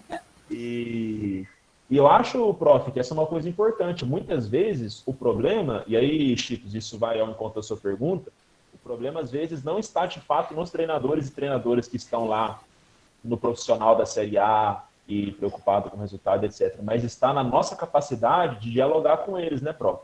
Eu, por exemplo, um dos motivos porque eu aceitei com muito prazer, né, escrever para a Universidade do Futebol é exatamente isso, porque eu senti que eu conseguia contribuir melhor falando diretamente para as pessoas que estão no campo do que não fazendo isso. E acho que, assim, essa capacidade de estabelecer esses diálogos é realmente muito importante, né, Ju? E não é tão usual, né? Nossa, Hudson, acho que você falou muita coisa interessante, e isso que você falou eu já tinha notado antes, então eu vou pegar o gancho para trazer. Perfeito. Uma coisa que eu acho que a gente tem que ter em mente é o seguinte, existem diferentes formas da gente obter conhecimento, né? Ou explicações sobre o mundo. Quais são elas? O senso comum. Então, eu tenho certeza que todos vocês já passaram por situações do dia a dia que a mãe de vocês previu o que ia acontecer, aconteceu, e vocês falaram a famosa praga de mãe. O que é isso? Nada mais é do que o conhecimento do senso comum, que tem sua importância. Existe o conhecimento filosófico, e aí o Hudson pode deitar e rolar aqui, que também tem sua importância. Existe o conhecimento religioso, que por mais desavenças que existam, ele explica e ele acalma muita gente. E olha só, também existe o conhecimento científico. A gente está numa era em que a gente supervaloriza esse último conhecimento. Mas não só que a gente supervaloriza, é como se a gente menosprezasse todos os outros. Então, eu, como cientista e como doutoranda, se eu virar para vocês agora e falar que tem uma religião e que eu acredito que Deus fez o mundo, vocês vão vai destruir a imagem que vocês têm de mim. Como assim uma cientista também se apoia num conhecimento religioso? E não quer dizer porque eu bebo no conhecimento científico, eu não posso me apropriar dos outros também. Então, esse é um ponto. A gente tem que também ir um pouco com calma nessa supervalorização do conhecimento científico, porque ele ajuda a gente em muitos lados, mas ele também não dá conta de tudo. E aí a gente pode voltar para todos os exemplos de experiência que a gente deu ao longo dessa conversa e tudo mais. E aí, já pegando esse gancho e já indo para a resposta da pergunta do Matheus, Matheus, eu concordo com o Hudson que a gente tem um problema muito grande de diálogo entre a ciência e a prática. E acho que até por isso que a ciência é tão supervalorizada, porque ela não é entendida. Acho que esse é um dos grandes motivos. E se a gente conseguir fazer essa aproximação, esse, pelo menos, tem sido um desafio meu e acho que também tem sido um desafio do Hudson. Então, eu, na minha área de pesquisa, que trabalho hoje em dia mais com gestão do esporte, sempre que eu posso estar dialogando com pessoas que estão fazendo a gestão no dia a dia, para mim isso é muito gratificante. E dialogando de uma forma de me fazer clara e acrescentar para o dia a dia delas. Não vir catequizar ninguém, mas muito mais vir trocar com essas pessoas. E o Hudson também, tudo que ele traz ali do mestrado, ele traz para o dia a dia dele como treinador. Então, a gente tenta constantemente fazer essa ponte entre esses dois mundos que aparentemente são tão distantes, né? Exato, prof. E aí entra uma coisa que me pega muito, cara, que é o seguinte, é essa admissão de que existem coisas que são teóricas, entre aspas, e existem coisas que são, entre aspas, práticas, né? E realmente esse é um discurso que eu tenho muitas ressalvas já faz muito tempo e eu continuo tendo, porque especialmente quando a gente pensa na academia, né, prof, na universidade, isso fica muito claro. Parece que quando nós estamos na universidade, nós estamos fazendo e nós temos que fazer atribuições meramente teóricas. E quando nós vamos para o campo ou vamos para a quadra, aí nós estamos fazendo coisas meramente práticas, né? E não, né? Eu acho que, não sei se o nosso colega Luiz Felipe Nogueira está aqui, mas ele estuda muito isso na dissertação dele, que ele vai defender agora nos próximos dias. Isso escapa muito da noção de praxis, né, gente? E a relação entre teoria e prática tem uma relação indissociável. Então, quando a gente começa a acreditar que a gente é uma pessoa muito da prática, ou quando a gente começa a se preocupar apenas com conhecimentos, entre aspas, teóricos, a gente perde, né, prof, essa profundidade da relação ensino-aprendizagem, que é uma profundidade que não dá conta de separar uma coisa da outra. A meu ver, tá? Quando você está na sala de aula, isso eu falo para todo mundo, quando nós estamos numa sala de aula, seja como aluno, seja como professores, nós estamos fazendo prática. E quando nós estamos numa quadra, etc., nós também estamos fazendo teoria, né? Quebrar um pouco essa barreira é um requisito a priori, eu acho, para a gente conseguir, viu, Matheus? Para a gente conseguir avançar nessa relação. E acho que um ponto central, a gente já falou um pouco sobre isso também, o Figo, é esse lance de tratar as pessoas, tratar a gente como gente, cara, é mais difícil do que parece. E todos vocês que estão nessa sala já tiveram experiências nesse sentido. Você ser tratado como gente e você perceber muitas vezes que nós estamos tratando as pessoas como elas merecem ser tratadas, é um desafio maior do que parece, né? Existe muita gente para cima e para baixo que está tratando as pessoas como coisas, né? A Júlia deu um exemplo agora há pouco, essa analogia de você abrir a cabeça do aluno e encher ela de conhecimento. Isso basicamente é, se a gente for citar aqui o professor Paulo Freire, né, algo próximo da concepção bancária da educação, né? Você deposita o conhecimento no aluno como se ele fosse um banco, né? Como se você fosse no banco depositar dinheiro. Hudson, e aí só para provocar um pouquinho mais, né? Como que você é conhecido, como que a Unicamp te reconhece como aluno? Por um RA. Pelo CR? Ah, tá. Pelo RA. Pelo RA, que é um número, né? Então você, na verdade, nada mais é do que um número no banco do sistema da Unicamp. Então falar que a Unicamp sabe seu nome, seu sobrenome, quem é seu pai, sua mãe, você está passando por dificuldades na quarentena, talvez exista um grupo de pessoas tentando romper com isso. E o outro número que é bastante é o CR, né? Que a Karen falou aqui. E aí a gente assiste o Another Brick in the Wall do Pink Floyd, né, prof? E aí Nossa. A gente evolução, não, brincadeira, não vamos fazer isso agora. Ô, Vinícius, você quer falar com a gente, cara? Fica à vontade. Sim, passar mais uma pergunta aqui. Pedro Gustavo Souza. Eu vou ler aqui a minha colinha. Beleza. Vocês acham que durante a formação de jogadores de alto nível, como nas categorias de base, a formação dos atletas como pessoas foi deixada um pouco de lado? E aí, prof, o que você acha? Olha, eu nunca cheguei num alto nível, né? Mas porque das pessoas de passagem. Porque não quis, né? Diga-se de passagem. Tá bom. Mas assim, com pessoas que eu já conversei que chegaram, então isso daqui é muito mais um relato pessoal, eu já ouvi histórias muito traumatizantes. E não foi só uma e nem duas, assim. E aí o exemplo que eu falo é muito mais, inclusive, do futebol. Talvez em outras modalidades esse processo seja um pouco mais suavizado. Então eu diria que, de alguma forma, para uma pessoa chegar no alto rendimento e olhar para trás com todas essas dores e todas essas angústias, e assim, inúmeros casos, gente, da pessoa chegar numa Série A de brasileiro, se machucar e nunca mais querer falar de futebol ou ver futebol na vida, de tanto rancor que ela tem desse processo. E aí isso me faz muito questionar que ensino é esse que a gente está dando, que formação é essa que a gente está dando. Então, por essas minhas experiências, eu diria que a gente tem privilegiado, né, muito mais essa formação técnica e motora do que essa formação humana que a gente tem defendido. Exato, prof, perfeito. E lembrando a vocês, gente, que quando a gente fala de formação, eu quero que vocês não se esqueçam que formar é colocar em uma forma, né? Existem formas que são boas e existem formas que não são tão boas assim, né? E aí, quando a Júlia faz essa fala, ela cita uma coisa que é realmente muito importante. O Gustavo, foi sua pergunta, né? No começo do ano, eu fiz um período de estágio lá no Profissional do São Paulo, com o Fernando Diniz, e aí eu já respondo um pouco a pergunta do Costa também, tá? E aí o Fernando Diniz é uma das pessoas que tem trabalhado muito nesse sentido, né? E o Diniz fez uma live nessa semana, talvez para quem assistir essa gravação depois, a gente grava isso numa quinta-feira, dia 2 de julho, então ele fez uma live há 2 dias atrás, no dia 30 de junho, com o professor João Batista Freire, em que ele falou mais uma vez sobre isso, cara. As categorias de base também, elas são, em certa medida, um certo moinho de gente, sabe? Porque o Diniz relata muito isso, ele tem razão. Quando você é muito bom, você é muito bem tratado. E quando você não é muito bom, você não é tão bem tratado assim. Isso não acontece só na base, tá? Isso acontece em todo lugar que a gente vai. Quando você se destaca e etc., todo mundo te acha super legal, te dá moral e etc. Mas quando nas coisas que a gente não sabe fazer bem, vai ter muita gente que vai pedir que você não existe, que não vai saber. A Júlia falou agora há pouco, perguntar como é que você tá, ou como é que tá a sua família na quarentena. Quantas pessoas perguntam isso pra gente assim no cotidiano? São poucos, né? E são essas questões que não são tangíveis. Prof, você sabe, vou fazer um comentário aqui, que você vai entender, que vai fazer sentido para todo mundo, e a gente caminha aqui para as duas perguntas que a Vitória separou. Você sabe, prof, que tem um crítico literário que morreu até faz pouco tempo. Ele chama George Steiner.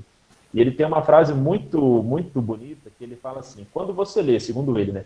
Quando você lê aquele livro do Kafka, A Metamorfose, que é um livro super clássico, e você sai do livro e se olha no espelho da mesma forma como você se olhava antes do livro, você é alfabetizado do ponto de vista técnico, mas você é um analfabeto no sentido que mais importa.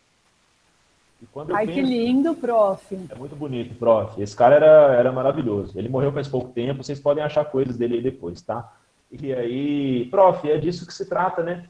Quando a gente pensa no processo de formação, quando a gente reduz o processo às questões meramente técnicas, né, vai um pouco ao encontro da pergunta que alguém fez aqui, me fugiu agora aqui, acho que foi até a pergunta do Tamashiro.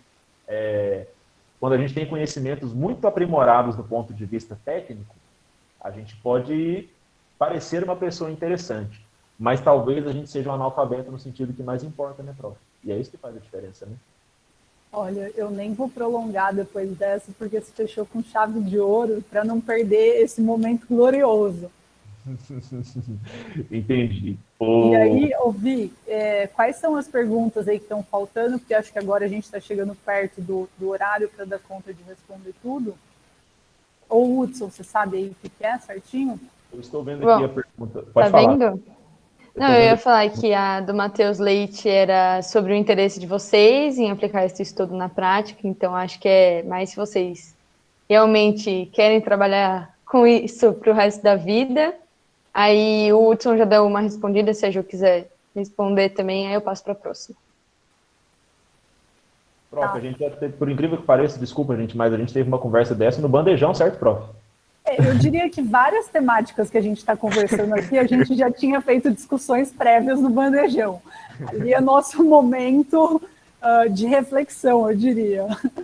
E, Matheus, essa sua pergunta ela é muito boa, essa é uma preocupação que eu tenho bastante agora no doutorado, porque nessa área da gestão do esporte, não adianta a gente ficar produzindo teoria, teoria, teoria e deixar aquilo trancado dentro de uma biblioteca, né? Senão eu poderia tacar fogo nesses 4 anos que eu estou lá dentro, porque não serviram para muita coisa.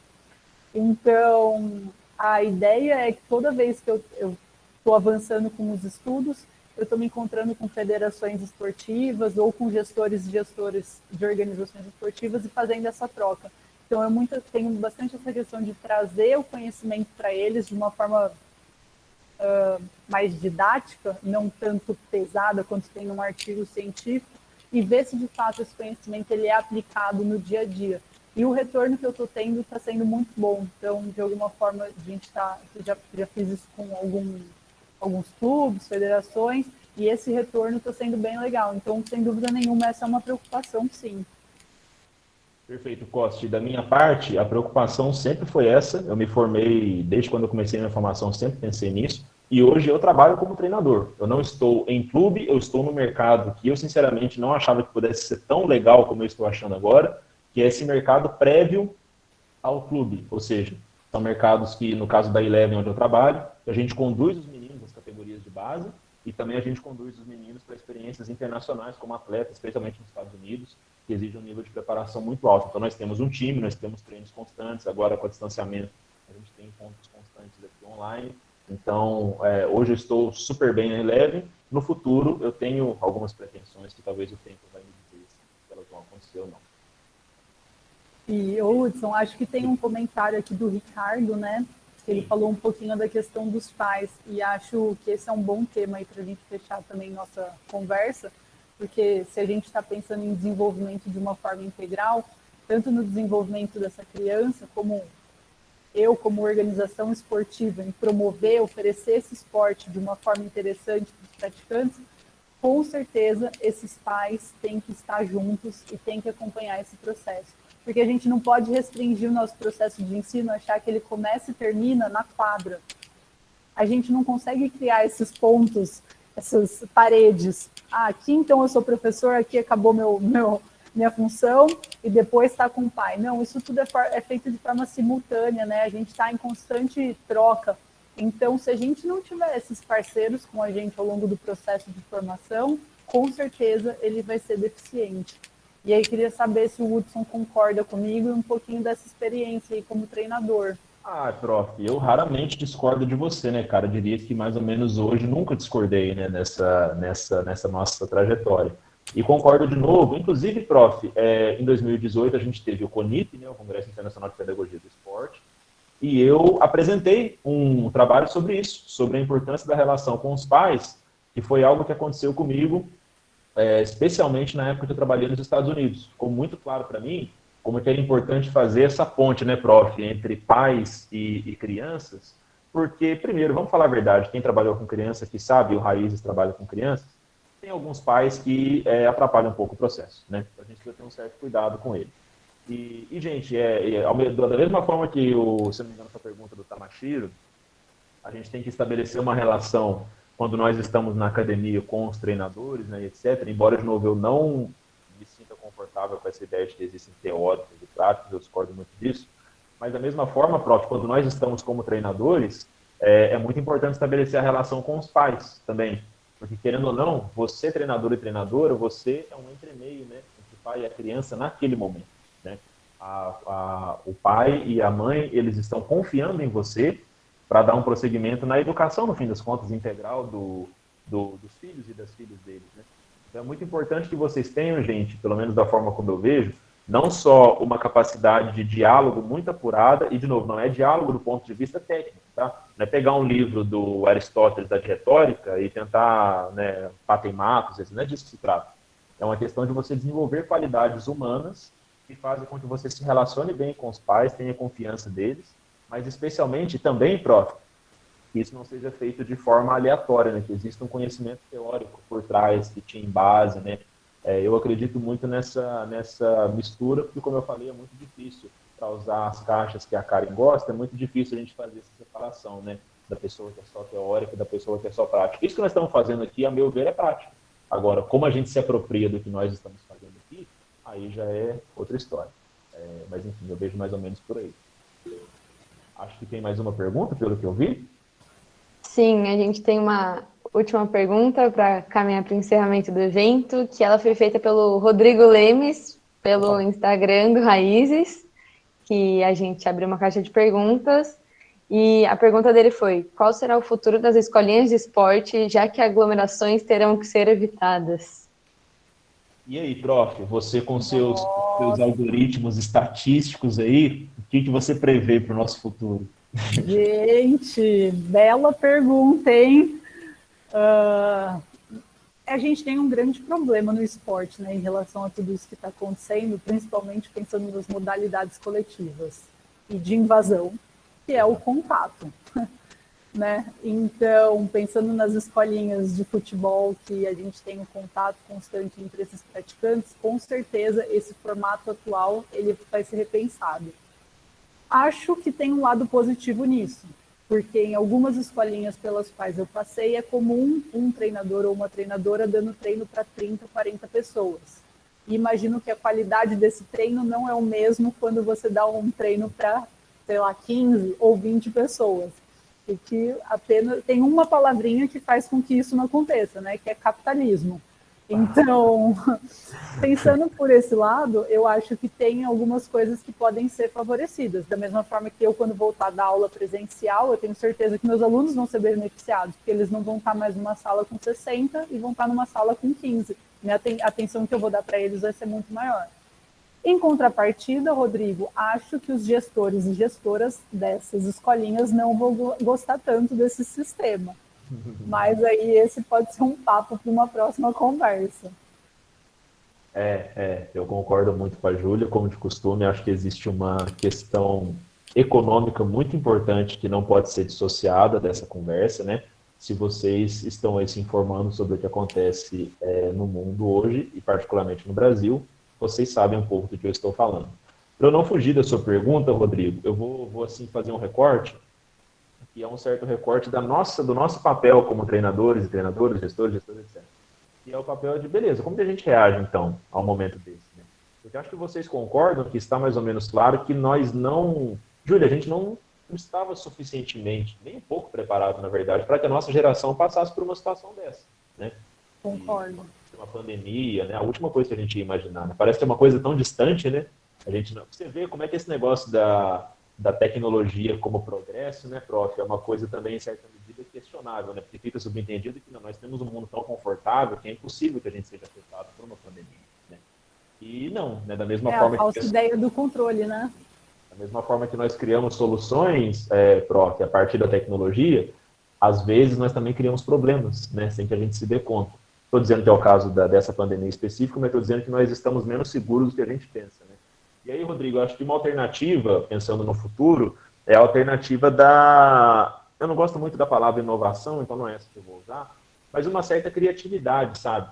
Ou seja, eu até responderia com outra pergunta. Como que, de fato, a gente consegue estabelecer processos que tenham organização, sistematização, aplicação, avaliação, que sejam humanizados, etc., etc., mesmo que para isso a gente precise trabalhar à distância, entendeu? O que implica, inclusive, acesso à internet. Nós estamos num país que as pessoas não têm um acesso tão simples assim à internet, como é o caso nosso. Especialmente os grupos mais vulneráveis não têm essa possibilidade, né? Então, como que a gente consegue encontrar formas de manter esse trabalho no médio e longo prazo, ainda que os recursos materiais façam com que nós tenhamos algumas limitações, né? Eu tenho algumas hipóteses, a gente não tem mais nem tempo de falar sobre isso, mas eu, sinceramente, Rodrigo, tenho um certo pé atrás com esse negócio do futuro. As tentativas todas que eu fiz de futurologia nos últimos momentos aí, eu me equivoquei. Então, eu estou meio que pensando muito no presente para que eu consiga não me equivocar também no futuro.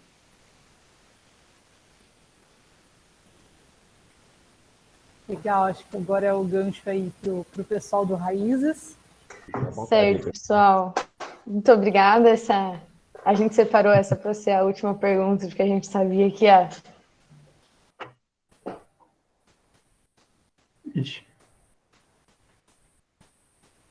Tá. Pessoal, muito obrigado mesmo. Assim, a gente está 1h40 quase, e passou muito rápido. Eu acho interessante que o conteúdo e as temáticas que vocês trouxerem nos fazem refletir muito, e não só para quem é da área de esporte, como eu, que era justamente o intuito do evento. Então, obrigado mesmo por todo o bate-papo, por terem respondido o chat. Acredito que o pessoal tenha gostado bastante também. E aí, pessoal, a gente está acertando os últimos detalhes do sorteio. Enquanto isso, eu vou pedir para vocês responderem um formulário rapidinho de feedback que eu vou mandar aqui no Forms. Coisa de menos de 1 minuto. Tá aqui, eu mandei. Enquanto a gente prepara as últimas coisas do sorteio, se vocês puderem responder, por favor, que é bem importante para a gente saber como foi a nossa organização e preparar mais eventos no futuro para o Raízes. E aí, logo a gente já entra com os últimos 3 itens do sorteio.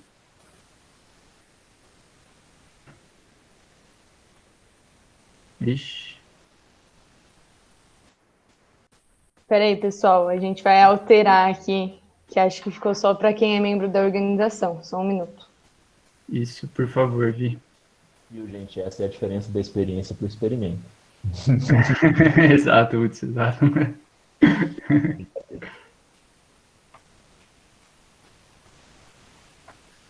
Vence esse outro link que foi, por favor. Qualquer coisa, avisa a gente.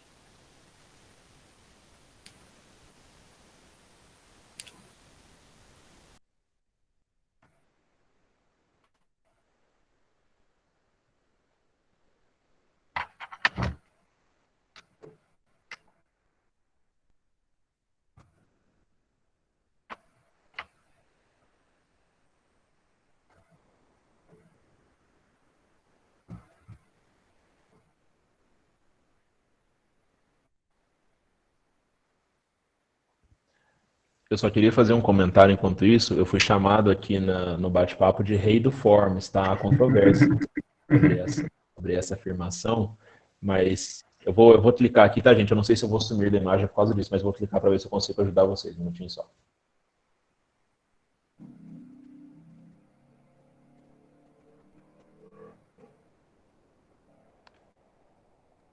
Para mim apareceu, Hudson, pelo que o pessoal está falando, agora funcionou.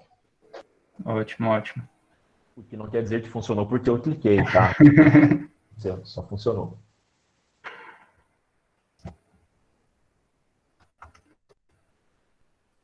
Elis, enquanto isso, eu vou pedir para você, por favor, preparar a tela, para a gente já mostrar o próximo sorteio, que vai ser sobre um puff da Dumont Colchões. Vai ser um puff da Dumont Colchões. Então, por favor, Elis.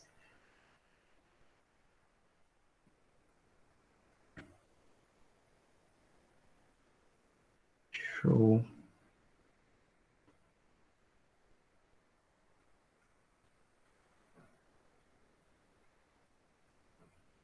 Então, foi a Natália Orfali. Boa, muito bem, parabéns. Nath, a gente vai entrar em contato com você, tá bom? Nossa, eu queria esse puff, hein?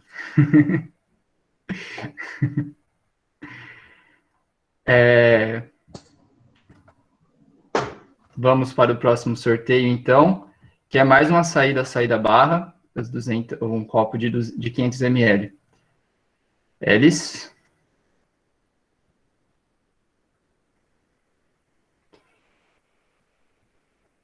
Samara Ramos. Muito bem, Samara. Mandaremos mensagem para você depois também.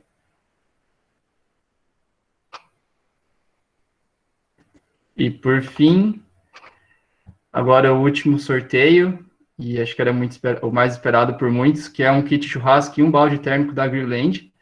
No kit churrasco que vem um pegador, são 4 itens, eu não lembro todos agora. Mas vamos lá quem ganhou, vamos ver quem ganhou.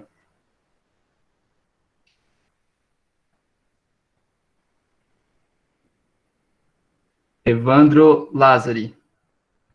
Show, Evandro, a gente vai entrar em contato com você também, beleza?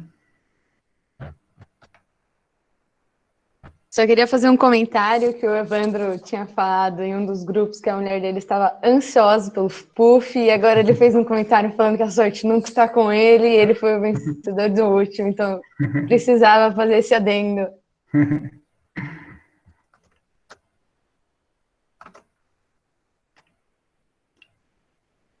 Bom, Vi, agora eu passo a bola para você.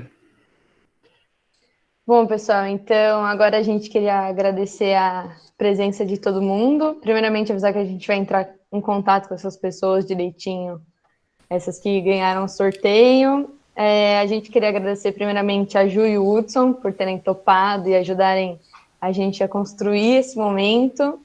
Queria agradecer também a comissão organizadora, que conseguiu diminuir todos os riscos possíveis de um evento online. Então, parabéns, pessoal. Queria agradecer também o público que está participando. Acho que a gente chegou a 120 pessoas na chamada, então é um número bem grande. Que a gente até ficou surpresa, isso foi muito legal. Então, esperamos que em próximos eventos do Raízes vocês estejam também. E agora eu vou passar para o Vinícius, que vai falar dos nossos patrocinadores. Sim, e também um adendo, várias e várias atléticas ajudaram a gente, não só da Unicamp. Então, o pessoal que está aqui de outras atléticas, de outros campos, de outras organizações, muito obrigado pela força. O Raiz está aí para vocês também, do que vocês precisarem para a gente. E vou citar aqui nominalmente os patrocinadores. Então, a Isa, da Dumont Colchões, super gente boa, apoia o Raízes desde o começo, obrigado. Ao Vinícius, do Açaí da Barra, um abraço para você. Os membros do Raízes, as crianças também sabem o quanto que os açaís alegravam as nossas reuniões. E também ao Elton e o Benedito da Greenland, que também vem apoiando muita gente, ajudando o Raízes a crescer. Então é isso, pessoal. Muito obrigado mesmo a todos que participaram, aos nossos convidados também. Obrigado por terem respondido o nosso forms de feedback. E esperamos que até uma próxima.